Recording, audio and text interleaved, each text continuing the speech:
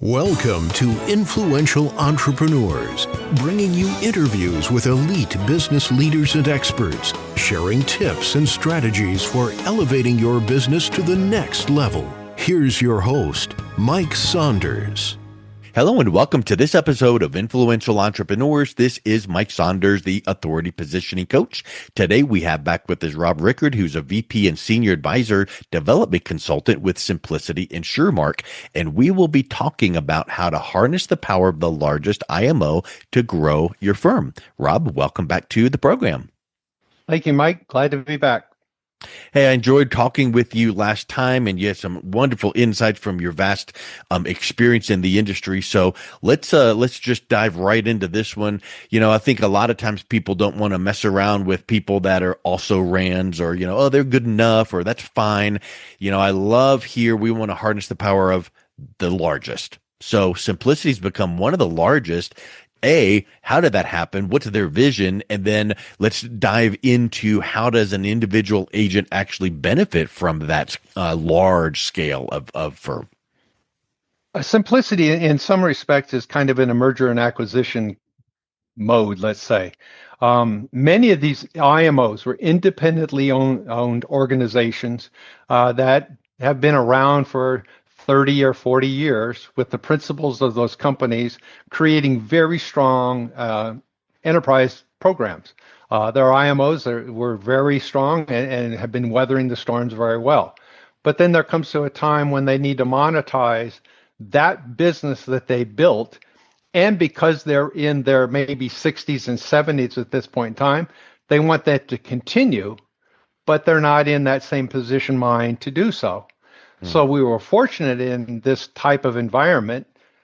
Scaling is important, but the acquisition of IMOs by another entity, consolidating of the industry has become very well known. And I look at that as a benefit in the respect that, in our instance, we have 100 plus IMOs that have been put under this Simplicity umbrella. Each one of those companies did something very, very well to keep them in the industry for so long and to make them interesting for a company to purchase. So when you step up and you say, I would like to learn more or maybe become part of the Simplicity umbrella, you're not doing business with one IMO. You're doing business with over 100. And that is where the benefit of scale really makes sense. We've got everything that we can possibly get that was working on all of these other entities that's now available to you under one umbrella. Yeah, that's a really, really great point. And, it really just gets down into, I don't have time to waste. And here's a top producer that looks at maybe choosing or upgrading their IMO relationship. I don't have time to waste into the smaller ones. I want the ones that have largest reach, and the largest reach might bring some of those benefits that you just talked about. So I think that many times people just go, you know what, I'm just going to go to this one because they kind of tickled my ear with this little thing they said or that little whatever that they're providing. But you've got to look at the industry and longevity, and if you're big enough to start acquiring, you're a big machine. And I think that's something really, really to think about. So talk about a little bit more about these enterprise level resources, because I think that sometimes an agent would hear, oh, we have XYZ or we provide PDQ. What about these enterprise level resources? And when I hear the word or see the phrase enterprise level, that means that it's like something that only an elite level of organization has access to. I think in some cases it's going to be, we can have exclusive products, proprietary products that are only available through Simplicity. That's one of the areas. But I think it also comes into the effect that, yes, I've got a CRM, but maybe we move into a different level of CRM. So the technology, the tech stack of the organization in today's marketplace becomes an incredible value that needs to be looked at. And is that tech stack a static tech stack, or is it always being upgraded? So you're looking at a company that is continually investing in their practice to acquire other companies, but more importantly, to take all these individuals that are now under this umbrella, and they're very responsible that we've got to provide these services at a far larger dynamic level than before. Our case management team has to be more reactive. Our marketing department, way back when in the beginning, an advisor would call and say, "Hey, Rob, I need some marketing help." And kind of jokingly, we might have 2 or 3 guys in the back of the office, and we'd go back to them and get some ideas. Our marketing department in simplicity right now will rival any major organization, any Fortune 500 company. We have between 85 and 110 individuals in this marketing department that are now working for you. Again, goes back. What do you need? And they will develop if they don't have it. But the marketing is incredible. The training, which I brought up in our previous interview, is very, very important in a program like this because we have thousands of agents now, and we're attracting new agents to this enterprise. So there has to be a platform to make them successful. So we've taken that responsibility in that side. And then again, let's go back to the ADC. It's very, very important that your ADC be just as dynamic as the company. Is he sharpening his saw? Am I doing additional training to create better values for you when we talk to you? Have I brought on board individuals that maybe have advanced degrees in certain things that have the ability to help you build an agency, not only understand an agency, but actually step forward and through our business developer, find people to put into your agency. Yeah. What are we doing that is different than your current relationship? And that's what you're looking for. I think that when you look at the phrase, hey, you can get enterprise level resources while allowing you to remain independent. What's the significance of that phrase? Because I know that if you work for a captured, name, big name, whatever, you can only offer certain things and maybe your hands are tied and you're limited. But so being independent is the power, the freedom. But what are some of those aspects when you're still able to offer and access those enterprise level resources? From our viewpoint, you're still the boss. You are the individual.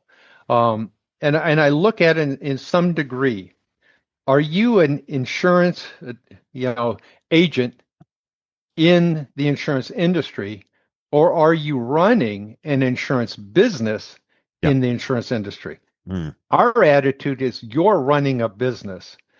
Do you know how to run a business? So what we've brought to you is the ability to back down, whether you're running the car dealership down the street or your practice, in the insurance industry, there are certain things you must do to run a business. So we're going to take that on and help you understand that.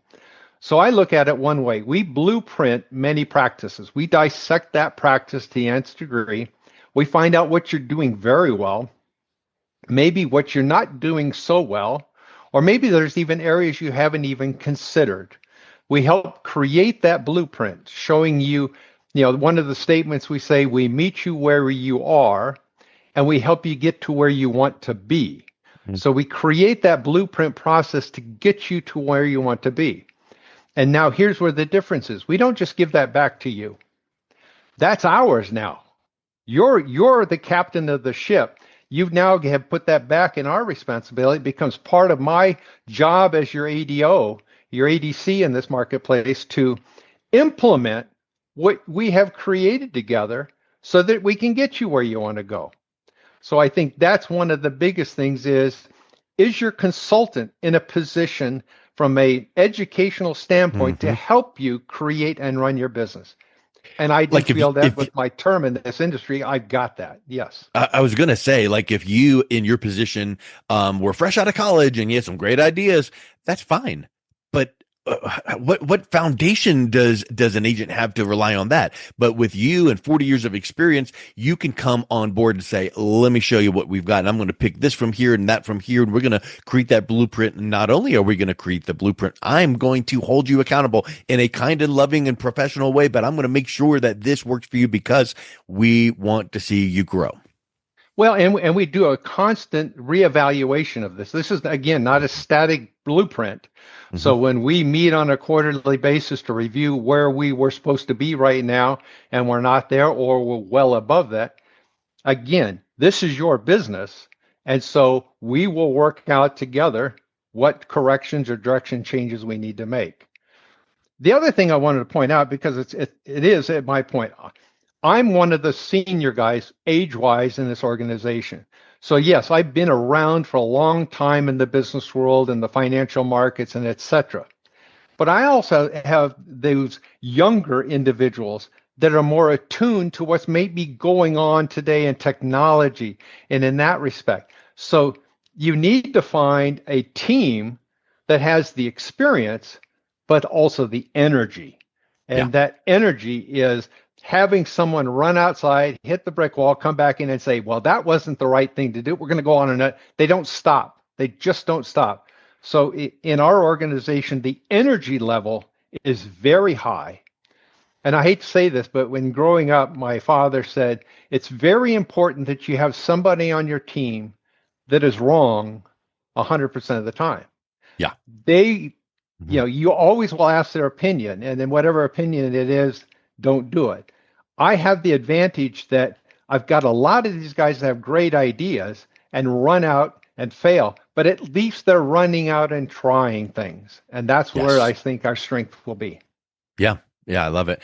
So you've talked about some of the specialized teams and support and technology and marketing and practice management. I want to touch on how that helps an agent compete with a larger firm. And along that, really have you articulate, because it makes me think of this. It's one thing to have that in your back pocket and know that you can rely on it as an agent. But I feel like one of the opportunities would be, how do you advise agents to communicate or display this, power to their prospects and clients? Because if all that happened was, I'm going to be doing my business the same way I've always been doing it, but know that I can tap into all of this power. But isn't there an additional power when you are promoting that in the market? It is, and again, the value that I see in this is I'm going to be able to share with you how to present a lot of this stuff, and one of the things I like to do is simplify, take things down from that high level of technology and big words and make it an understandable concept that the consumer can, I guess, rationalize. I guess one of the ways I look at it is we're selling an intangible. You can't go out and touch it. It doesn't exist anywhere else other than in the faith world of such, whereas if I'm going to sell you a set of tires, I can go touch it, smell it, and feel it. I have to turn something that is, intangible into tangible. So as an example, what is an annuity? An annuity is insurance. So I give the example that, I have two boys. As they were growing up, I would send them out in the backyard to rake leaves into a pile. And they'd rake those leaves into a pile. Then they come in and I'd say, well, the wind just blew and moved them all around. Can you go put them back into a pile? And they would do that. And they come back in and I'd say again, you guys got to do something here. The wind keeps moving that pile around. Go put it back into it. Finally, someone will say, can we throw a tarp over it? Mm-hmm. That's an annuity. Let's protect what we've accumulated in our life from the wind that blows in the financial markets. Taking this concept and simplifying it will be a big change in the performance of your sales. So that's one of the areas I look at. Huge. Love it. So let's wrap up with this. If an agent joins Simplicity InsurMark right away, what are some of the capabilities that they would have access to day one that might have taken a lot of years to build on their own, and if they did rely on building it on their own, might never have been built at all? I go back to one of the taglines or statements that we make. Systems work, people fail. So we have developed a number of systems that are proven now, and we're not just testing them to see if they work. They are proven to work. So we're putting systems in place rather than everybody just kind of doing their own thing. Again, we mentioned the AMP program, the Advisor Mentoring Program, bringing in other successful talent to share and to help others raise the ship's performance in that aspect. The training. Do you have a IMO that is willing to invest in your practice? Do they have a marketing reimbursement program? Are they putting money in there to help you grow your sales? Because again, we know what happens. We all share in that growth. The last thing, though, I would look at is one of the strengths that we offer in this organization. It's called an equity participation program. The size and strength of our organization is based solely on the advisors that we have in the organization. We pull the advisors away, our organization cannot function. So what is a typical IMO doing to reward you in some respect for the fact that you're the engine that is growing their practice or their enterprise? So in our situation, you as an advisor have the opportunity to participate in the equity growth of Simplicity. This is something I would reach out to, again, myself to get further details on, but it does dramatically change you from being an absolutely independent practicing organization, but you now are participating in this humongous, I call it gorilla in the marketplace, that you are now a part of financially as well as from a practice standpoint. So those are some of the things I'd look at. That's a really big piece, that equity ownership aspect, and we don't need to get into huge detail there, but I feel like when you are working with an agent to look at the future, it is so much more than just look at these tools and features and benefits and I'll be there to help you. But when you can have some added layer of, capital improvement and benefit that way, that just really might be that icing on the cake. So Rob, this has been... I want to add one more piece here, and I failed to bring this up, I guess. Simplicity InsurMark, we don't categorize ourselves as an IMO. We are an ADO, and we're the only ADO in the industry today. An ADO is an advisor development organization. An IMO is basically a product entity and a marketing organization. Well, we've got every product that you could possibly have, again, due to the size that we are. And as I alluded to, our marketing department is huge. We are focused on you, the agent. And that's why I say, where you are today, tell us where you want to be tomorrow, and we will help develop a process to make that happen. We're focused on you, not on product, not on marketing. We're focused on you, the agent. So that would be the last point I would bring up. Yeah, I love it. Well, Rob, this has been really eye-opening. And if someone is interested in learning a little bit more and reaching out and connecting with you, what's the best way they can do that? I would go to the InsurMark website, www.insurmark.net. And that's InsurMark is INSURMARK.net. Or just reach out to me, 800-752-0207. And just ask for Rob. Rob, thank you so much for coming back on. It's been a real pleasure chatting with you again. Thanks for the time, Mike. Appreciate it. You've been listening to Influential Entrepreneurs with Mike Saunders. To learn more about the resources mentioned on today's show or listen to past episodes, visit www.influentialentrepreneurssradio.com.